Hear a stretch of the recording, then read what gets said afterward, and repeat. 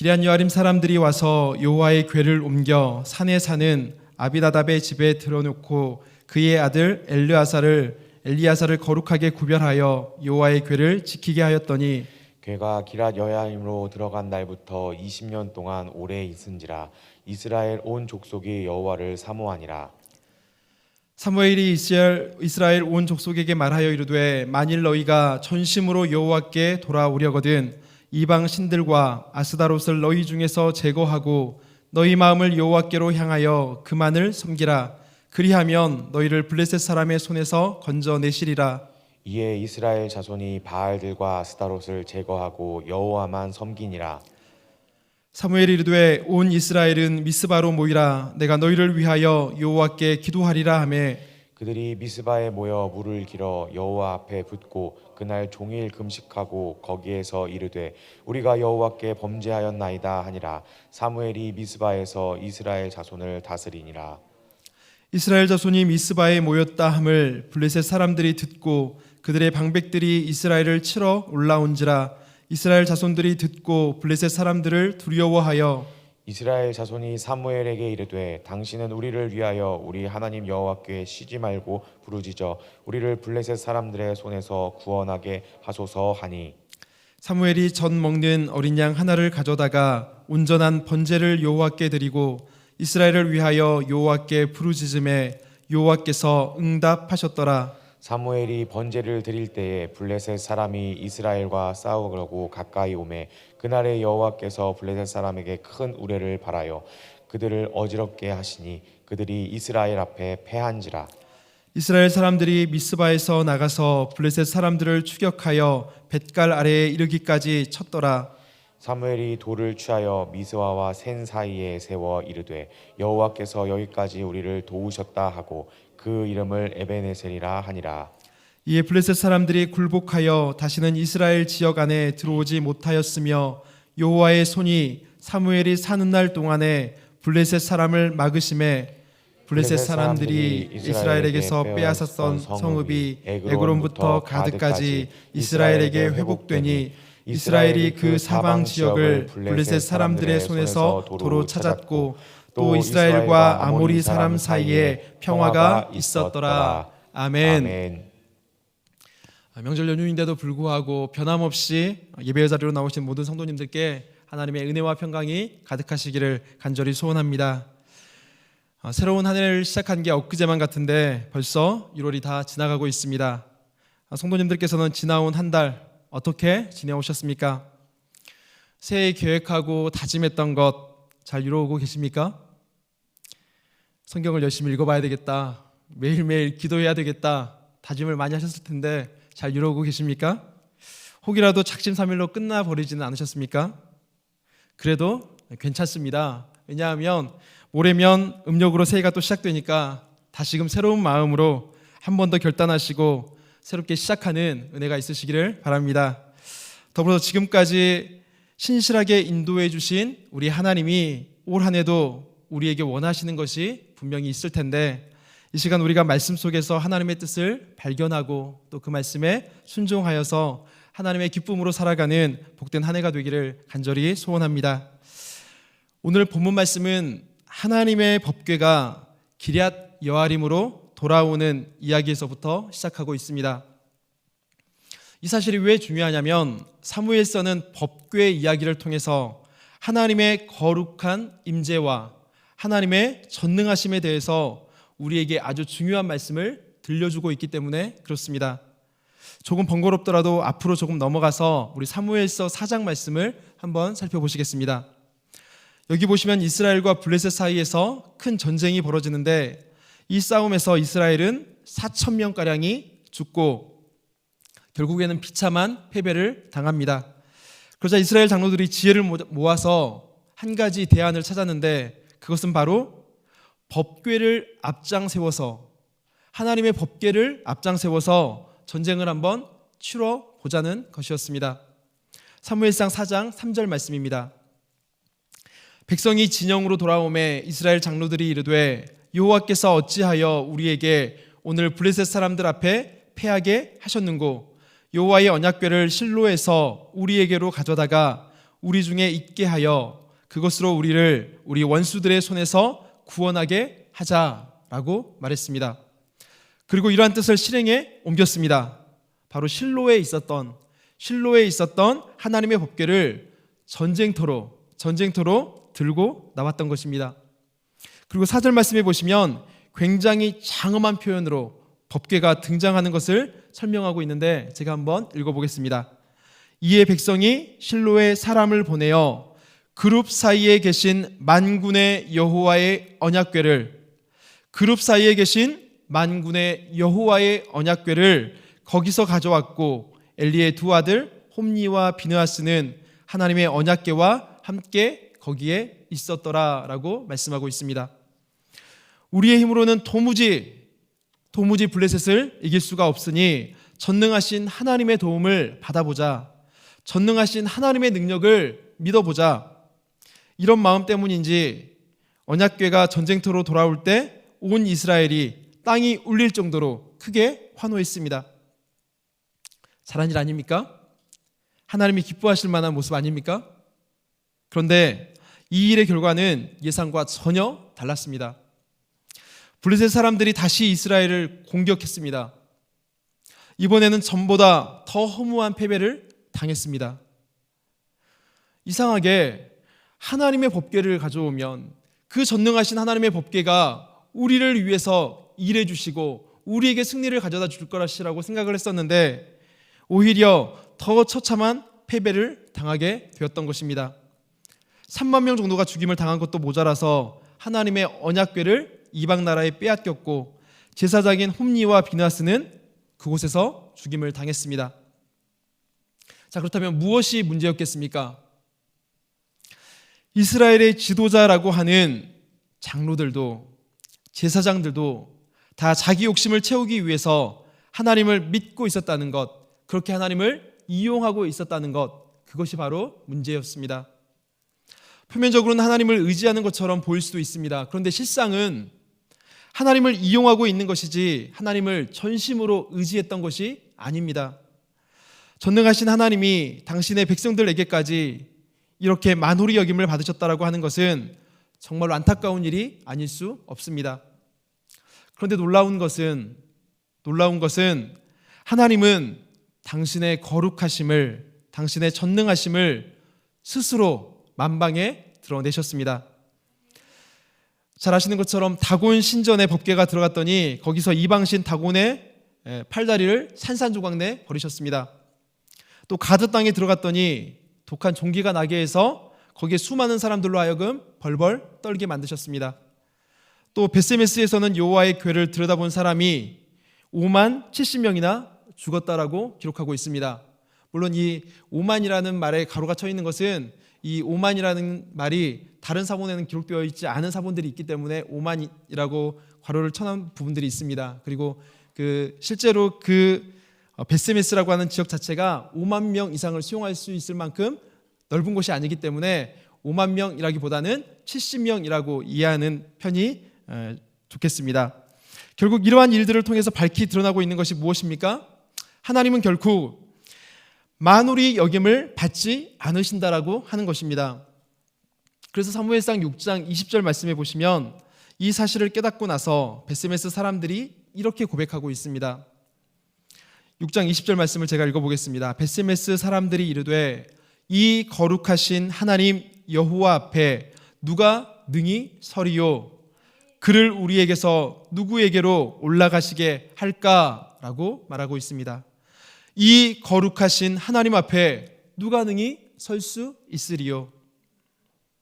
이처럼 하나님의 법궤는 가는 곳마다 놀라운 일들을 일으키시고 나서 결국에는 7개월 만에 기럇 여아림으로 오게 되었고, 이어서 7장 1절 말씀해 보시면 기럇 여아림 사람들이 와서 여호와의 궤를 옮겨서 산에 사는 아비나답의 집에 들여놓고 그의 아들 엘리야사를 거룩하게 구별해서 여호와의 궤를 지키게 하였다라고 말씀하고 있습니다. 그리고 이제야 법궤가 기럇 여아림에서 20년간을 머물게 되었습니다. 이때야 비로소 이스라엘 백성들이 여호와를 사모하였더라라고 성경이 기록하고 있습니다. 여기서 사모했다는 표현은 직역하면, 이 사모했다는 말을 직역하면 애통해 했다라는 것인데, 무엇을 애통해 했다는 것일까요? 여호와의 법궤가 이스라엘 땅으로 돌아오긴 했는데 여전히 변방의 기럇 여아림에 머물고 있었고, 그래서 법궤가 상징하는 그 거룩하신 하나님의 임재, 하나님의 역사하심이 실제로 그들 가운데 나타나지 않고 있었기 때문에 이스라엘 백성들이 이토록 마음 아파했고, 하나님을 사모하는 마음이 극심한 고통처럼 그들의 마음 가운데 깊어지고 있었다는 것입니다. 이처럼 애통하며 간절히 하나님을 사모하는 이스라엘에게 하나님의 선지자 사무엘이 다시 전면에 등장합니다. 그리고 이스라엘 백성들을 향해서 강력한 회복의 말씀을 선포하고 있습니다. 3절 말씀을 보시겠습니다. 만일 너희가 전심으로 여호와께 돌아오려거든 이방 신들과 아스다롯을 너희 중에서 제거하고 너희 마음을 여호와께로 향하여 그만을 섬기라. 그리하면 너희를 블레셋 사람의 손에서 건져내시리라. 아멘.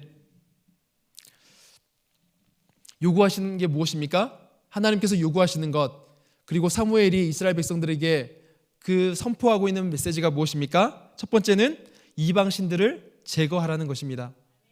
이방 신들을 제거하고 너희의 마음을 여호와께로 향하라는 것입니다.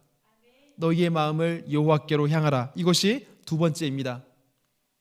그리고 세 번째가 무엇입니까? 여호와 오직 그분만을 섬겨라.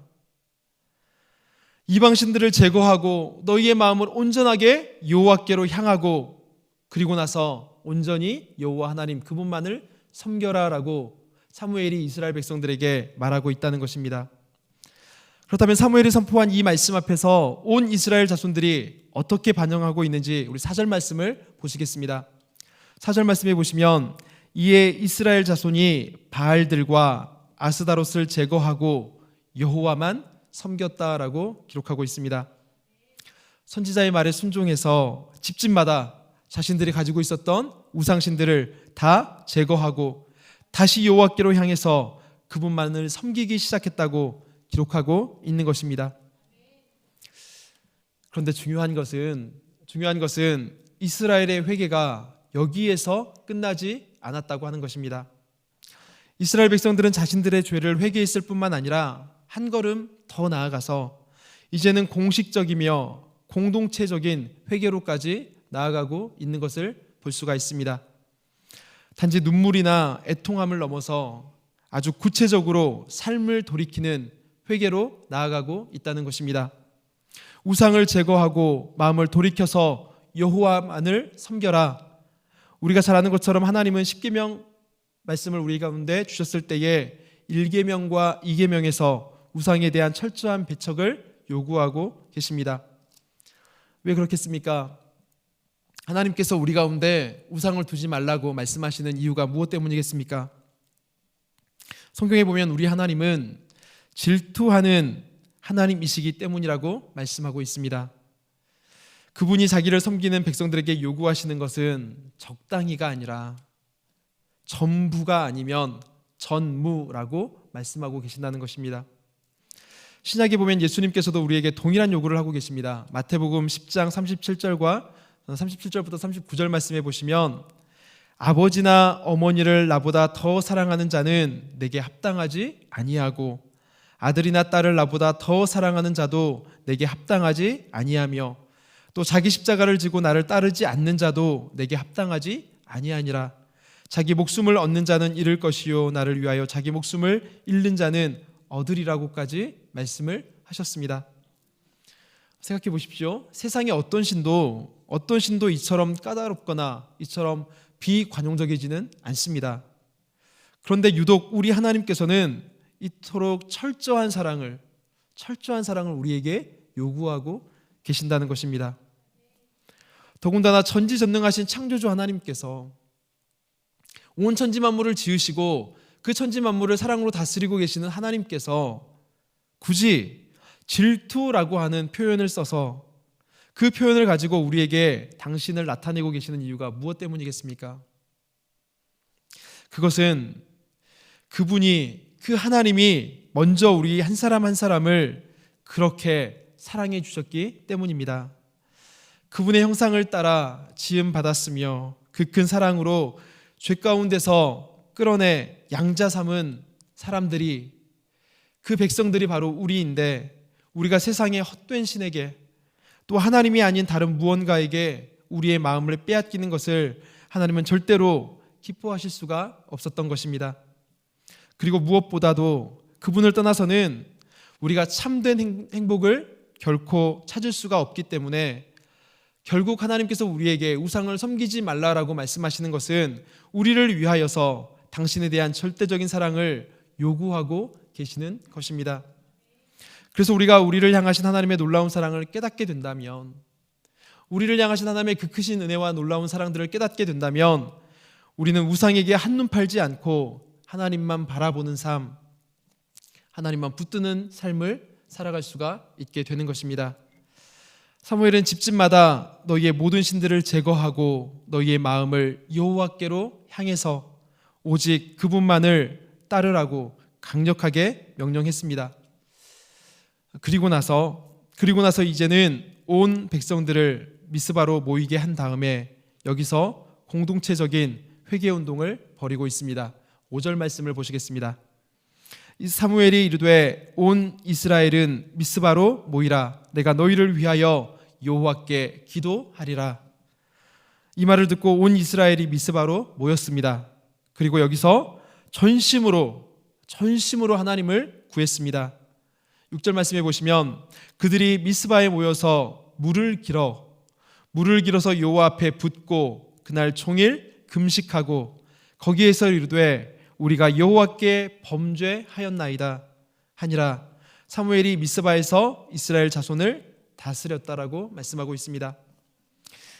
물을 길어서 여호와 앞에 부었다. 물을 길어서 여호와 앞에 부었다라고 하는 것은 우리의 현실이 너무나도 아프고 우리의 현실이 너무나도 절망적이기 때문에 생명 연장의 필수 요소가 되는 이 물마저도 다 끊어버리고 이것을 하나님께 쏟아버리고 하나님을 전적으로 의지하겠다는 신앙의 표현입니다. 그리고 금식하며 하나님 앞에 이렇게 고백합니다. 하나님, 우리가 여호와 하나님께 범죄하였습니다. 우리가 여호와 하나님 앞에 범죄하였습니다 라고 하나님 앞에 엎드렸습니다. 사실 금식을 한다라고 하는 것은 애통한 마음뿐만 아니라 하나님 앞에 진정으로 회개하며 엎드리는 행위인데, 온 백성이 한 마음이 되어서 하나님 앞에 이렇게 종일 금식하고 하나님 앞에 엎드렸다라고 하는 것입니다. 그런데 이 은혜로운 순간에, 이 놀라운 붕괴가 벌어지고 있는 이 놀라운 순간에 중요한 문제가 생겼습니다. 이스라엘이 모였다는 소식을 듣고 블레셋 방백들이 오해를 하게 된 것입니다. 그들이 생각할 때 이스라엘 사람들이 저렇게 많이 모였다라고 하는 것은 그들이 아무래도 반란을 일으키고자 모였다라고 생각했던 것입니다. 그래서 초전에 제압해 버리자라고 그들이 생각했고, 그들을 모아서 이스라엘을 공격하려고 올라왔던 것입니다. 이때 이스라엘 백성들의 심정이 어땠겠습니까? 은혜로운 하나님 앞에 예배를 드리고 금식하면서 주의 은혜를 구하고 있는 순간인데, 그때의 블레셋 사람들이 쳐들어 올라온다라는 소식을 들었을 때 그들의 마음이 어땠겠습니까? 블레셋과 싸워서 대패한 경험이 굉장히 많았는데 그것만 생각하면 지금도 치가 떨리고 두려운데, 그들이 다시 쳐들어온다는 말을 들었을 때 초조하고 다급할 수밖에 없었을 것입니다. 어쩔 줄 몰라서 동분서주할 만도 한데 이상하게 뭔가 다른 모습을 보이고 있습니다. 지금까지 해왔던 방법대로 칼과 창을 찾아서 전쟁을 준비했던 것이 아니라 놀랍게도 이제는 믿음으로 하나님을 붙들고 하나님을 의지하고 있는 것을 볼 수가 있습니다. 그동안에 생각해왔던 상식적이고 익숙한 방법, 사람의 방법이 아니라 이제는 정말 믿음의 방법으로 하나님 앞에 반응하고 있다는 것입니다. 우리 8절 말씀을 보시겠습니다. 8절 말씀에 보시면 이스라엘 자손이 사무엘에게 이르되 당신은 우리를 위하여 우리 하나님 여호와께 쉬지 말고 부르짖어 우리를 블레셋 사람들의 손에서 구원하시게 하소서라고 구하고 있습니다. 부르짖을 때 구원해 주셨던 하나님, 너희가 내게 부르짖으라 그러면 내가 너희에게 구원을 베풀리라 약속해 주신 그 신실하신 하나님의 언약을 기억하고 그 하나님 앞에 구하고 있는 것입니다. 고통 소리를 외면치 않으셨던 하나님을 다시 기억하고 전능하신 하나님 앞에 겸손한 마음으로 엎드려 도움을 요청하고 있습니다. 왜 그렇습니까? 이제는 그들이 깨달았습니다. 이스라엘 백성들이 깨달았습니다. 자신들을 구원할 분이 오직 하나님 한 분밖에 없구나. 그리고 그들의 생명의 주관자 되신 하나님께 매달리고 있는 것입니다. 이제 사무엘이 간구를 가지고 하나님 앞에 나아갑니다. 어린 양 하나로 온전한 번제를 드리고 이스라엘을 위해서 부르짖을 때 여호와 하나님께서 놀라운 방법으로 그 기도에 응답해 주셨습니다. 바로 블레셋 사람들이 이스라엘과 싸우려고 가까이 다가왔을 때 하나님이 큰 우레를 발하셔서 그들을 다 어지럽히셨던 것입니다. 이스라엘 백성들은 이 혼란해진 틈을 틈타서 블레셋 사람들을 추격했습니다. 그리고 마침내는 그들을 다 제압하고 큰 승리를 거뒀습니다. 당시에 철제 무기를 사용하고 있었던 강력한 군대를 가지고 있었던 블레셋 군대를 상상도 하지 못할 방법으로, 상상도 하지 못할 하나님의 그 놀라우신 방법으로 무찌르게 되었던 것입니다. 그리고 이 승리를 기념해서 사무엘이 돌을 취해서 기념비 하나를 세웠는데 그 이름이 바로 본문에 등장하고 있는 에벤에셀이라고 하는 기념비입니다. 여호와께서 여기까지 인도하셨다.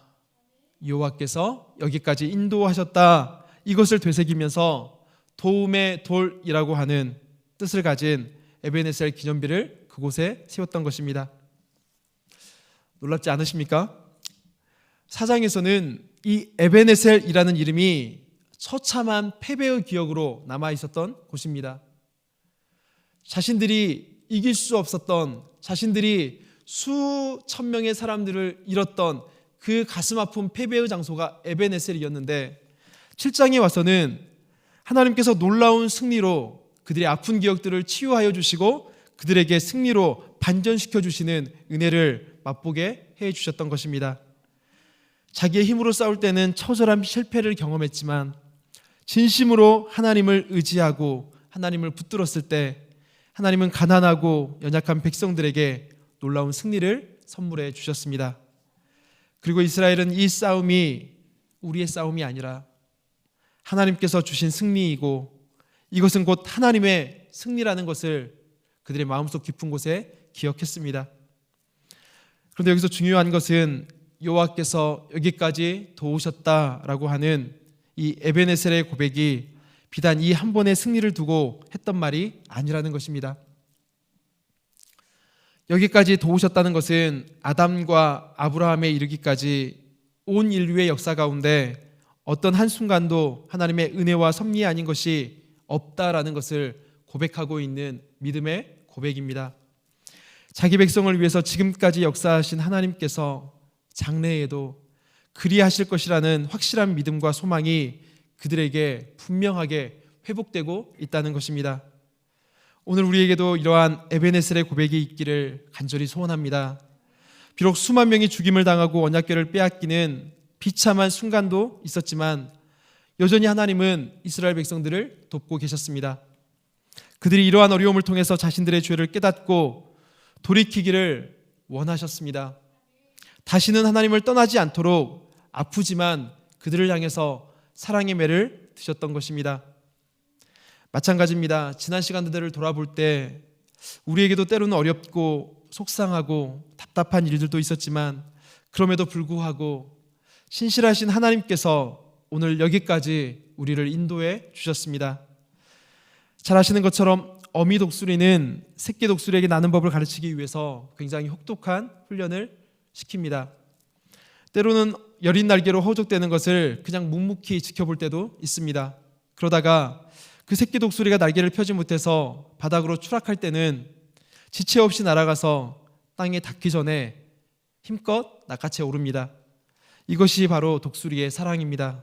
하물며 극진하신 우리 하나님의 사랑은 어떻겠습니까? 출애굽기 19장 4절 말씀을 보면 하나님께서 이렇게 말씀하고 계십니다. 내가 애굽 사람에게 어떻게 행하였음과 내가 어떻게 독수리 날개로 너희를 업어 내게로 인도하였음을 너희가 보았느니라. 이스라엘 백성들을 신실하게 인도해 주셨던 것처럼 하나님은 오늘 우리의 인생도 여기까지 신실하게 인도해 주셨습니다. 우리 안에 이 은혜가 있다면 우리의 신앙도 점점 깊어지고 보다 더 성숙해져야 될 줄로 믿습니다. 우리가 본문 말씀을 통해서 은혜를 베풀어 주신 하나님께서 우리에게 요구하시는 것이 있는데 그것이 무엇인지 우리 두 가지만 간단하게 살펴보도록 하겠습니다. 첫 번째는 우리 안에 참된 회개와 변화를 요구하고 계십니다. 여호와께서 여기까지 도우셨다라고 하는 에베네셀의 고백은 그냥 주어지지 않았습니다. 철저하게 자신의 죄를 깨닫고 하나님께로 돌아섰을 때 하나님의 놀라운 은혜와 사랑이 임했습니다. 그렇다면 오늘 우리의 신앙은 어떻습니까? 입술로는 하나님을 사랑한다고 하면서도 하나님보다 세상을 더 사랑하고 세상적인 것에 더 큰 관심이 향해 있지는 않습니까? 우리도 모르게 불신앙의 말과 행동으로 하나님의 마음을 수없이 아프게 하며 살아가고 있지는 않습니까? 새로운 마음으로 다시 시작할 기회를 우리에게 주셨습니다. 우리의 지난날의 허물과 죄악에서 돌이켜서 다시 하나님께로 우리의 모든 시선과 관심과 사랑을 드리는 복된 2022년 새해가 되기를 간절히 소원합니다. 두 번째, 은혜의 기념비를 세우기 원하십니다. 기념비는 무엇인가를 기리고 기억하기 위해서 세우는 것입니다. 사무엘도 이스라엘에게 주어진 승전이 이 승리가 전적으로 하나님께서 도와주셨기 때문에 가능했다는 것을 기억하게 하려고 이 기념비를 그곳에 세웠습니다. 당시 백성들뿐만 아니라 후대에 이어질 모든 백성들에게, 그들의 후손들에게 기억시키려고 그곳 가운데 이 기념비를 두었던 것입니다. 지난 시간을 돌아보면 우리에게도 잊지 못할 특별한 은혜의 간증들이 저마다에게 다 있습니다. 이루 말할 수 없을 만큼 놀라운 사랑과 은혜를 경험한 때가 우리 모두에게는 다 있습니다. 그렇다면 그때 성도님들께서는 어떠한 기념비를 세우셨습니까? 잊혀진 오랜 과거가 아니고서라도 지난 한 해만 두고 생각해봐도 이러한 기념비를 세울 만한 크고 작은 은혜들이 우리 가운데 얼마나 많이 있었습니까? 그렇다면 오늘 이 시간에 다시금 우리가 그 은혜를 기억하고 하나님 앞에 은혜의 기념비를 세워보았으면 좋겠습니다. 그 은혜를 순간순간 기억하고자 신앙의 결단을 새롭게 해보셨으면 좋겠습니다. 기념비를 세우는 방법이 여러 가지가 있을 수 있겠지만 올 한 해는 가장 중요한 두 가지의 기념비를 우리 모두가 세워보았으면 좋겠습니다. 첫 번째는 예배의 기념비입니다. 우리가 하나님 앞에 영광을 돌려드리는 최고의 방법, 그것은 바로 예배입니다. 그래서 하나님께서는 영과 진리로 예배하는 자를 찾으신다라고 말씀하셨습니다. 지난 한 해 우리의 예배가 어땠습니까? 코로나로 인해서 불가피한 상황들도 분명히 있었지만 때로는 마음의 연약함과 여러 가지 상황들로 인해서 하나님 앞에 최선으로 예배하지 못했던 때가 많이 있었을 것입니다. 그러나 낙심하지 마십시오. 우리에게 다시금 새로운 마음, 새로운 기회를 주셨습니다. 우리가 매 주일을 맞을 때마다 내가 하나님 앞에 받은 은혜를 기억하고 기념비를 세우는 각오로 52주, 물론 한 달이 지났지만 다시금 새로운 마음으로 52주 모든 주일 예배를 생명과 같이 여기는 우리 동강교회 성도님들이 되시기를 간절히 소원합니다. 나아가서 수요 예배, 우리 금요 철야 예배, 새벽 예배에 이르기까지 올 한 해는 우리 믿음의 분량이 크게 자라나는, 예배를 통해서 우리의 믿음의 분량이 자라나는 새해가 되기를 간절히 소원합니다. 두 번째는 봉사와 헌신의 기념비입니다. 직분의 크고 작음을 떠나서 교사로, 찬양대로, 전도대로, 또 구역장으로, 재직으로, 각 기관 임원으로 각자의 자리에서 맡겨주신 직분들이 우리에게 많이 있습니다. 우리 모두가 내게 맡겨주신 자리에서 봉사와 헌신의 기념비를 쌓을 수 있기를 소원합니다. 시간이 없다고, 능력이 부족하다고, 힘들다고 여겨질 수도 있습니다. 하지만 그럼에도 불구하고 하나님께서 우리에게 베풀어 주신, 값없이 주신 그 놀라운 은혜를 기억하면서 거룩한 부담감을 가져야만 하는 것입니다. 이것이 우리의 기념비가 될 수 있기 때문입니다.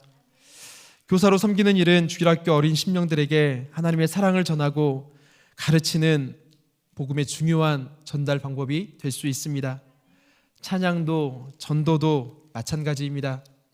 이 귀한 사명들은 주님 다시 오시는 그날까지 우리가 마땅히 감당해야 될 사명입니다.